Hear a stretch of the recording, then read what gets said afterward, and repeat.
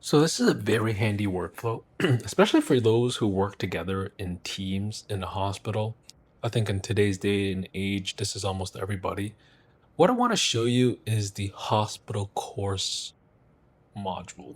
Now, the way you get to it is that you go to your M page and you push the hospital course, like I'm showing you here, into what I call your contextual workflow.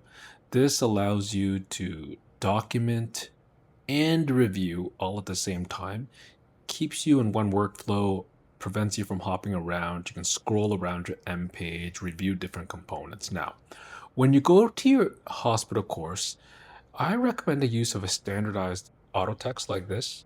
I use HPI, and then I fill in the reason for admission, the date of admission, and you can see here the different elements, the HPI and timeline that also get filled out. This is a multi-contributor field, meaning that multiple people can use it all at once, which is invaluable when you have a patient that has a longitudinal stay that crosses multiple providers and allows you to capture why they came into hospital, but also the timeline of their experience in hospital.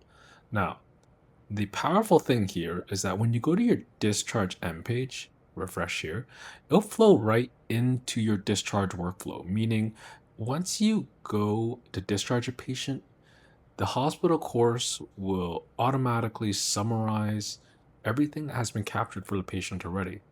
It's important to validate and review, but once you start building this to your day-to-day workflows as a team, you'll find that you have tremendous efficiencies with your discharge.